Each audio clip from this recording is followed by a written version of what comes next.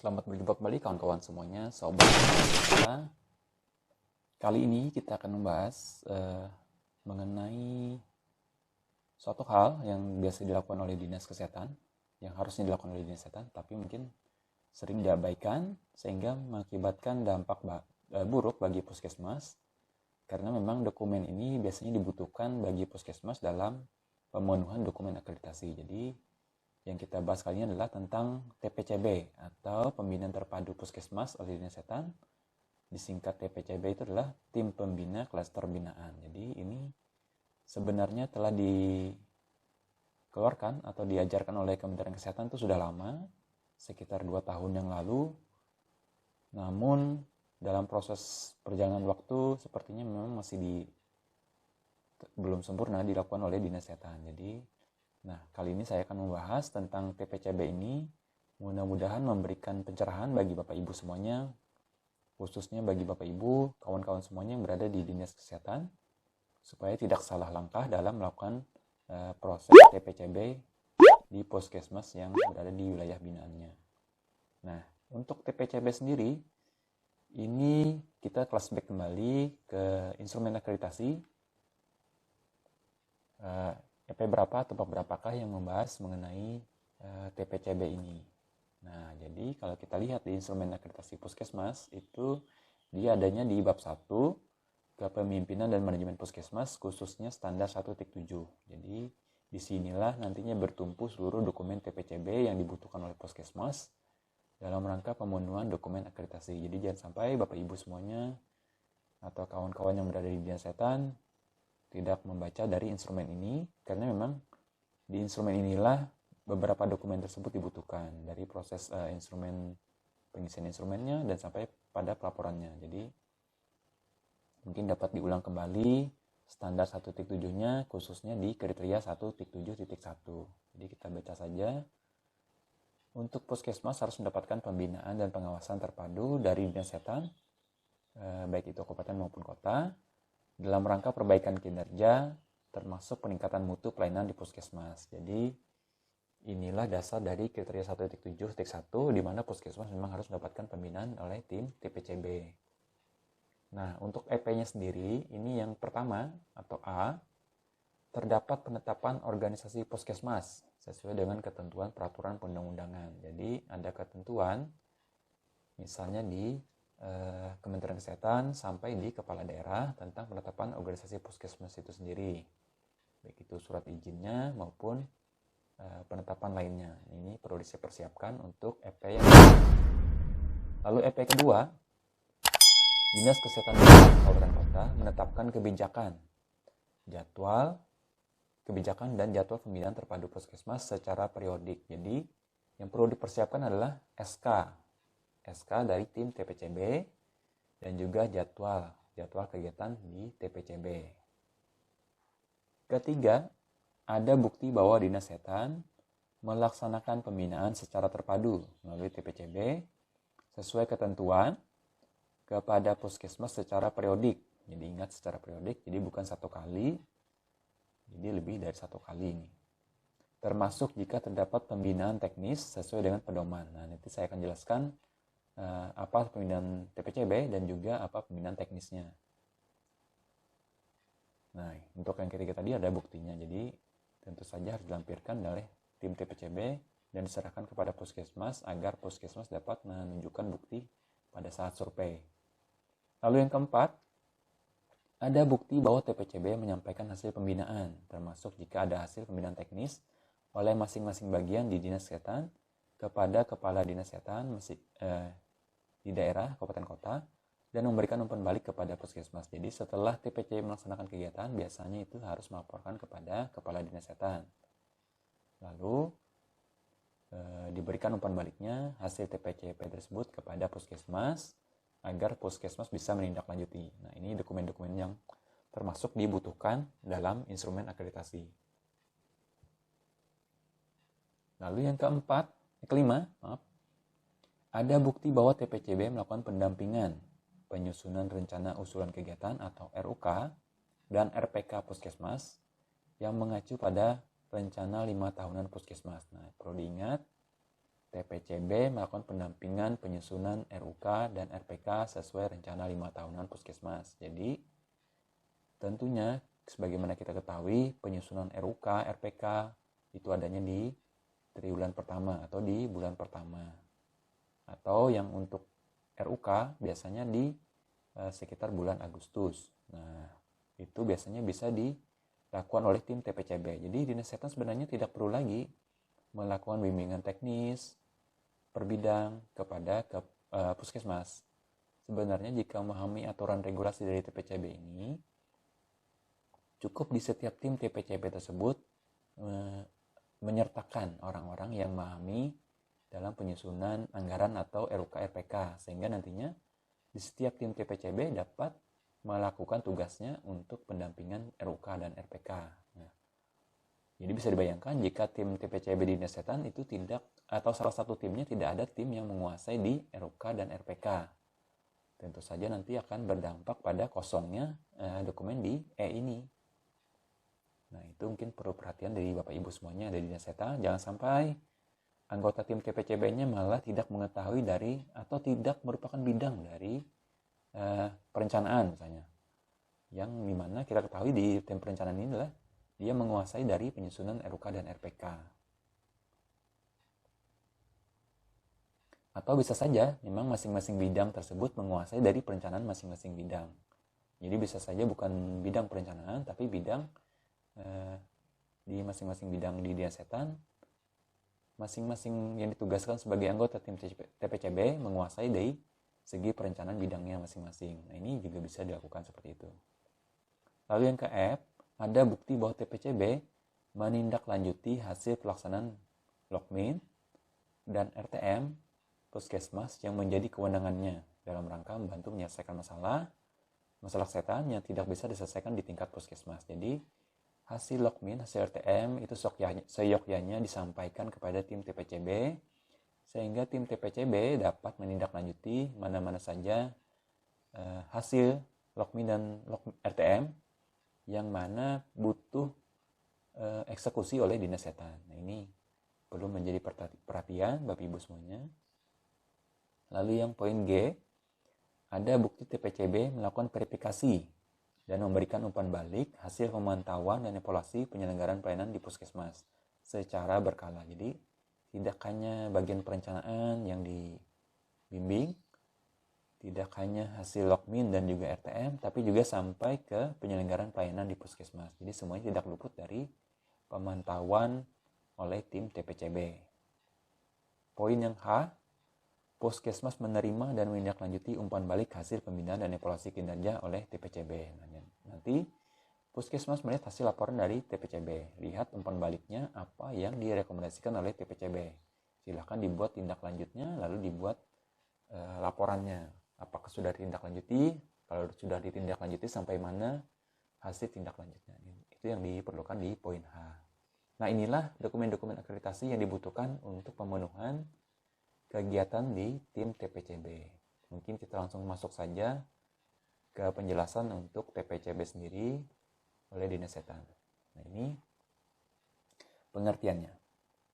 Pembinaan yang dilakukan secara bersama-sama oleh semua unsur program yang ada di Dinas Kesehatan daerah kabupaten kota melalui tim pembina klaster binaan atau TPCB sebagai representasi Dinas Kesehatan yang dilaksanakan secara periodik, terpadu antar program dan berkesinambungan. Jadi ingat, secara periodik berarti ada jadwal kegiatan lebih dari satu kali.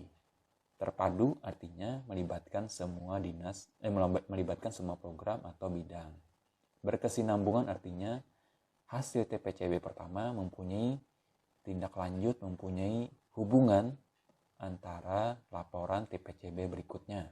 Itu namanya berkesinambungan. Jadi tidak terputus TPCB pertama atau kegiatan TPCB di awal tahun misalnya tidak mempunyai hubungan dengan kegiatan TPCB di pertengahan tahun. Jadi harus ada tindak lanjut atas TPCB sebelumnya. Makanya kenapa disebut TPCB tersebut harus dibagi-bagi berdasarkan klasternya. Jadi satu tim misalnya ditugasi untuk melakukan pembinaan di Puskesmas A, B, dan C. Jadi Untuk tahap kedua pun berikutnya tetap di TPCB yang pertama. Jadi tetap melakukan pembinaan di Puskesmas A, B, dan C agar pengertian berkesinambungan tersebut dapat terus terjaga. Itu maksudnya. Tujuan TPCB mungkin kawan-kawan dapat membaca sendiri. Ada beberapa poin tujuan untuk pelaksanaan TPCB sendiri. Jadi misalnya untuk perbaikan tata kelola, baik itu perencanaan P1, P2, dan P3, lalu pemenuhan sumber daya dan standar pelayanan, pemenuhan target indikator kinerja dan ENM Puskesmas, lalu perbaikan mutu pelayanan kesehatan, dan juga survei akreditasi, dan juga yang terakhir itu adalah kesiapan Puskesmas yang telah ditetapkan menjadi Puskesmas percontohan. Nah, itu wajib dibina oleh TPCB secara intensif. Nah, ini pembagian sendiri untuk klaster binaannya. Klaster binaan berdasarkan akses. Jadi ada beberapa jenis pembagian yang bisa diterapkan oleh Dinas Kesehatan dalam membuat tim TPCB. Jadi pembagian puskesmasnya sendiri, misalnya yang pertama, klaster binaan berdasarkan akses, kondisi geografis, dan transportasi. Satu klaster binaan terdiri dari beberapa puskesmas yang letaknya berdekatan dan mudah diakses satu sama lain. Jadi misalnya, agar memudahkan tim TPCB Dinas Kesehatan tersebut menuju puskesmas yang dibinanya, mungkin dapat dibagi puskesmas tersebut dalam satu arah. Nah, jadi agar tidak berbeda jauh dengan puskesmas yang lainnya, mungkin dapat disatukan di puskesmas-puskesmas yang berdekatan menjadi satu tim TPCB. Itu maksudnya. Yang kedua, klaster binaan berdasarkan sumber daya di Dinas Kesehatan. Misalnya jumlah bidang atau jumlah SDM di Dinas Kesehatan ke daerah, kabupaten, kota. Jadi klaster binaan misalnya di Dinas Kesehatan tersebut ada 4 bidang, 1 sekretaris atau sekretariat, maka perlu dibentuk 4 atau 5 TPCB. Nah, tinggal dimasukkan puskesmasnya ke dalam 5 tim TPCB tersebut. Jadi misalnya ada 100 puskesmas dibagi menjadi 5 TPCB. Jadi masing-masing TPCB mendapatkan 20 puskesmas binaan. Itu maksudnya. Yang ketiga, klaster binaan berdasarkan ketersediaan dana operasional. Apabila dana operasional Dinas Kesehatan tidak terlalu besar, maka jumlah klaster binaan sebaiknya menyesuaikan dengan ketersediaan dana yang tidak terlalu banyak. Jadi misalnya ini untuk daerah-daerah yang memiliki jangkauan puskesmas cukup jauh sehingga membutuhkan dana yang cukup besar, tentunya dapat diberikan prioritas mana saja puskesmas-puskesmas yang perlu mendapatkan binaan oleh tim TPCB. Nah, ini karena mungkin menuju puskesmas yang jarak jangkauannya cukup jauh, tentu membutuhkan biaya yang cukup besar. Kecuali memang bisa dilakukan secara daring, itu tidak menjadi kendala. Ini mungkin menjadi pertimbangan untuk pembagian klasternya di poin yang ketiga. Yang keempat, pembagiannya adalah berdasarkan capaian kinerja puskesmas. Jadi dikelompokkan misalnya, mana kinerja yang terbaik, mana kinerja yang kurang, mana kinerja yang sedang, misalnya seperti itu. Jadi dikelompokkan berdasarkan klaster binaan. Walaupun memang sepertinya untuk yang pembagian jenis keempat ini tidak terlalu cukup bagus bagi tim TPCB sendiri, karena memang bisa saja nanti mengakibatkan kecemburuan di tim TPCB lainnya. Jadi misalnya tim TPCB A mendapatkan seluruh puskesmas yang berkinerja baik misalnya. Nah, akibatnya tim TPCB di tim ketiga misalnya mendapatkan klaster puskesmas yang berkinerja kurang. Tentu akan menyulitkan di tim yang ketiga karena memang kerjanya cukup banyak akhirnya. Jadi untuk poin keempat mungkin kurang begitu bagus ya untuk pembagian puskesmas, kecuali memang dibagi berdasarkan penyamarataan. Misalnya masing-masing TPCB mendapatkan 1 misalnya puskesmas berkinerja baik, 2 berkinerja kurang, seperti itu. Jadi pembagiannya merata.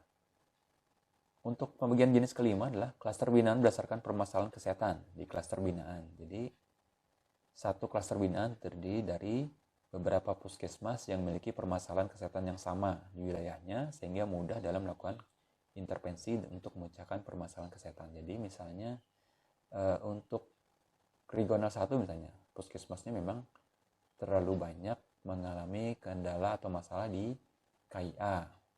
Nah, tentunya kan nanti akan memudahkan di tim TPCB, tinggal dibentuk anggota timnya, di mana anggota tim tersebut memang betul-betul menguasai di bidang KIA, seperti itu misalnya. Sehingga pemecahan masalah dapat dipecahkan secara baik. Nah, sekarang kita masuk ke strukturnya sendiri. Untuk struktur tim TPCB itu harus di SK-kan oleh kepala dinas. Ingat ya, tim TPCB adalah orang-orang dinas setan dan harus di SK-kan oleh kepala dinas. Yang pertama, penanggung jawabnya adalah kepala dinas kesehatan daerah, kabupaten kota. Kedua, ketuanya sendiri adalah eselon 3 dinas kesehatan daerah, kabupaten kota. Jadi, eselon 3 bisa kepala bidang, bisa sekretaris. Jadi, jika mengacu pada pembagian tadi, misalnya ada 4 bidang, 1 sekretaris, maka bisa dibentuk 5 TPCB. Lalu anggotanya sendiri adalah terdiri dari kepala seksi, ini mungkin yang terdahulu ya, masih ada kepala seksi, mungkin sekarang sudah tidak ada lagi. Dan pelaksana atau penanggung jawab program di Dinas Kesehatan Daerah Kabupaten Kota. Jadi seluruh bidang itu terlibat menjadi anggota tim TPCB. Nanti dapat dibagi-bagi untuk masuk ke dalam masing-masing tim TPCB. Nah, ini contoh strukturnya sendiri. Misalnya untuk posisi sekretariat. Jadi ada ketuanya itu kabak, anggota. Jadi ini pembagian di dinas kesehatan yang memiliki 4 bidang dan 1 sekretariat. Jadi ada 5 tim TPCB yang dapat dibentuk. Ini salah satu contohnya saja. Nah, untuk ketuanya sendiri biasanya itu adalah sekretaris. Lalu tim TPCB berikutnya adalah ketua bidang atau kepala bidang. Nah, itu menjadi ketua dari masing-masing tim TPCB. Nah, sekarang unsur bantu. Jadi, selain tim TPCB, itu ada sebenarnya unsur bantu. Di mana unsur bantu tersebut tidak termasuk dalam tim TPCB dan dia bisa mendapatkan surat tugas dari kepala dinas agar dapat pemenuhan, misalnya pemenuhan dalam perjalanan dinas menuju ke puskesmas binaan. Jadi, tidak masuk ke dalam SK tim TPCB, tapi dibuatkan surat tugas oleh kepala dinas setan. Unsur bantu tersebut dibutuhkan jika dirasa oleh tim TPCB harus dilakukan oleh orang-orang atau pihak di luar dinas setan. Karena memang saking banyaknya kendala di puskesmas, tidak bisa dipenuhi oleh semata-mata oleh dinas setan. Jadi perlu orang-orang yang menguasai, pihak-pihak yang menguasai dari bidang-bidang tersebut. Nah, contoh unsur bantu di sini adalah organisasi profesi. Surveyor yang berdomisili di kabupaten kota yang sama, puskesmas percontohan, lalu FKTP akreditasi minimal utama, dan pihak terkait lainnya. Jadi, inilah salah satu atau beberapa unsur bantu yang bisa dilibatkan dalam membantu tim TPCB melakukan binaan di puskesmas. Jadi beruntunglah kawan-kawan semuanya yang berada di puskesmas dengan strata utama itu bisa menjadi salah satu unsur bantu di TPCB. Demikian juga puskesmas yang sudah menjadi puskesmas percontohan. Tentunya dengan puskesmas percontohan yang dimiliki, dia dapat memberikan contoh bagi puskesmas lain yang mengalami kendala dalam pelayanan atau penyelenggaraan puskesmasnya. Nah, ini contoh-contoh unsur bantu yang bisa dilibatkan oleh tim TPCB. Nah, ini metode pembinaan itu bisa secara langsung dan juga tidak langsung. Pembinaan langsung adalah pembinaan yang dilakukan dengan mengunjungi. Jadi secara luring ke setiap puskesmas yang menjadi klaster binaan. Dilaksanakan itu minimal 1 kali dalam 1 tahun. Jadi pembinaan langsung itu 1 kali dalam 1 tahun minimal. Sementara pembinaan tidak langsung itu tanpa mengunjungi puskesmas. Ini dilakukan secara berkala minimal 1 kali setiap 3 bulan. Jadi setiap triwulan 1 kali. Jika ada hal yang dianggap urgent atau mendesak untuk dilakukan pembinaan, maka dapat dilaksanakan sesuai kebutuhan dan pertimbangan dari masing-masing daerah. Jadi misalnya kalau selama ini misalnya di bagian perencanaan, karena perencanaan ini biasanya tidak mengenal waktu dan bisa dadakan. Nah, itu bisa dilakukan oleh tim TPCB tanpa mengenal waktu minimal yang setiap triwulan tadi. Jadi silakan tim TPCB jika dirasa memang kebutuhannya perlu untuk turun melakukan pembinaan, itu dapat langsung turun. Sekarang tahap persiapan dari pembinaan itu sendiri. Yang pertama, TPCB mengirimkan instrumen TPCB ke puskesmas. Jadi kalau kawan-kawan lihat semua di buku pedoman yang dikeluarkan oleh Kemenkes, itu ada instrumen yang sudah dikeluarkan oleh TPCB, oleh Kementerian Kesehatan, maaf. Nah, untuk instrumen sendiri nanti saya akan sertakan di bagian deskripsi. Kawan-kawan semuanya dapat mendownload instrumen TPCB yang biasanya itu harus diisi oleh puskesmas terlebih dahulu, nantinya dikirim ke Dinas Kesehatan. Nah, langkah kedua, puskesmas melakukan self assessment. Jadi, seperti yang saya sebutkan tadi, setelah puskesmas menerima instrumen, dia melakukan pengisian mandiri dari instrumen TPCB tersebut. Tentunya diharapkan untuk puskesmas sendiri itu mengisinya secara jujur, supaya Dinas Kesehatan dapat menilai kekurangan puskesmas itu di segi apa. Nah, dengan demikian, umpan balik yang diberikan oleh Dinas Kesehatan tersebut dapat berguna bagi puskesmas. Jika puskesmas mengisinya secara sembarangan atau tidak jujur, tentu saja maksud dari TPCB sendiri tidak akan tercapai. Nah, itu pentingnya poin kedua bagi puskesmas untuk mengisi instrumen TPCB secara jujur. Itu maksudnya. Lalu yang ketiga, puskesmas mengirimkan hasil SA atau self assessment tadi ke Dinas Kesehatan paling lambat 2 hari setelahnya atau 1 minggu sebelum pembinaan oleh TPCB. Jadi ini batas waktu yang harus ditetapkan oleh Dinas Kesehatan kepada puskesmas agar segera mengirimkan hasil SA instrumen TPCB. Langkah keempat, TPCB melakukan verifikasi dan pembahasan hasil SA. Jadi tetap di Dinas Kesehatan, tim TPCB dapat berdiskusi bersama dengan ketua dan anggota hasil dari SA puskesmas tersebut. Langkah kelima, TPCB melakukan validasi hasil SA instrumen TPCB melalui pembinaan langsung dan mengisi rekapitulasi skor, kesimpulan akhir, dan rencana tindak lanjut. Jadi ini langkah selanjutnya, tim TPCB dapat langsung turun ke puskesmas berdasarkan hasil pembahasan SA dengan melihat secara langsung ke puskesmas. Nah, yang poin yang keenam atau langkah keenam, jika ada permasalahan spesifik yang tidak dapat diselesaikan oleh TPCB, maka TPCB membentuk tim teknis yang dapat melibatkan unsur terkait untuk menyelesaikan permasalahan spesifik. Jadi ini seperti yang saya sebutkan tadi, misalnya ada permasalahan-permasalahan yang tidak dapat diselesaikan oleh TPCB, ya tentunya harus yang ahlinya yang turun ke puskesmas atau menyelesaikan masalah puskesmas. Contoh, misalnya di puskesmas tersebut banyak sekali tenaga kesehatan yang tidak memiliki STR dan SIP. Nah, tentunya TPCB perlu melibatkan organisasi profesi misalnya untuk bersama-sama menyelesaikan masalah tersebut, atau bidang di Dinas Kesehatan yang tidak ada menjadi anggota di TPCB, misalnya bagian-bagian umum, kepegawaian yang terlibat dalam pengadaan pegawai di puskesmas, sehingga dapat melihat langsung kondisi di puskesmas. Dengan kondisi tersebut diharapkan pihak-pihak terkait nanti atau yang sudah ditugaskan oleh kepala dinas dapat memberikan umpan balik atau solusi atas masalah-masalah yang terjadi di puskesmas. Nah, itu maksudnya. Atau misalnya dalam rangka akreditasi. Nah, tentunya tidak semua tim TPCB adalah surveyor.